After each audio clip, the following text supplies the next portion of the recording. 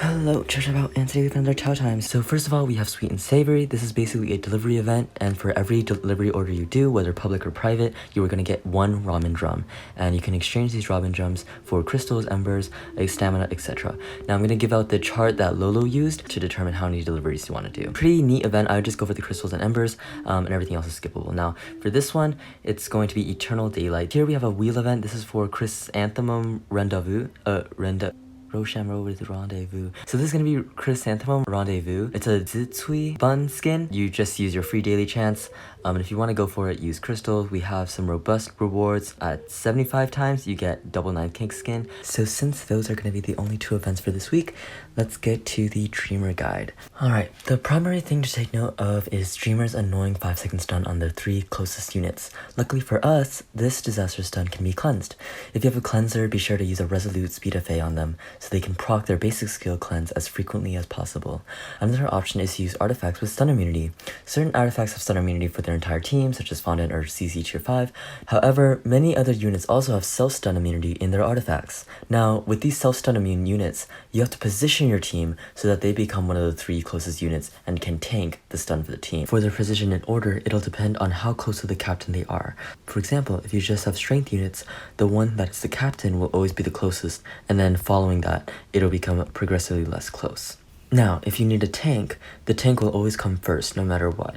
And you shouldn't be using multiple tanks, so I won't go into that, but it's basically the same deal with the strength units. Now, with magic units, the order is basically like the strength units, but oftentimes it's not so clear-cut. So for magic units, especially in accordance with strength units, you will need to experiment to figure out which ones come closer to the boss. Now, if you have 2 magic units on the same line, the game will assume that the one on the bottom is closer. And then finally, for support units, usually they will always be in the back. You'll only need 1 support, maybe 2 if you need a double healer, but they will sometimes move depending on the specific healer.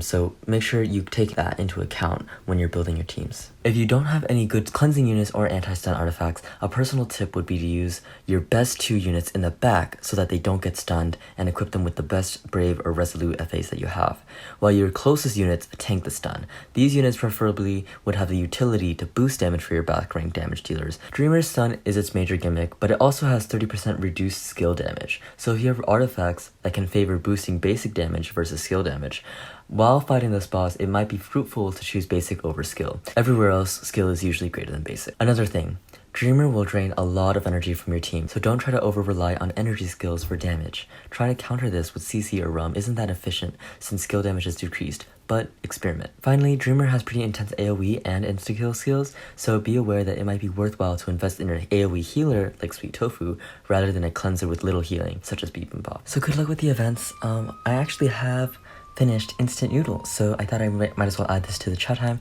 So let's fuse them. Fuse. Woo! Ah, she's so cute. And I think her Ascended actually shows her face. But yeah, she's just this drummer girl, you know, doop, doop. Her basic skill shows the face. And also her energy. But yeah, she's pretty cool.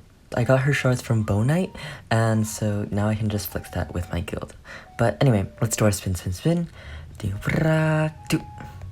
Oh, we have Blade Kite. Okay, he's pretty cool. I'm kind of just speechless. I can't really... I don't know, man. Look at that. A 5-star croissant, and then he has 4-star SP rice, and a 5-star Inari Sushi. Oh my god. I'm just dumbfounded, man. But yeah, so Blade Kite is super cool. So, Resto Guide is on the way. I literally just finished up with finals, and everything is going well. I'm on break now. I have the time, so let's get this stuff done. So thank you guys so much for watching. Ciao.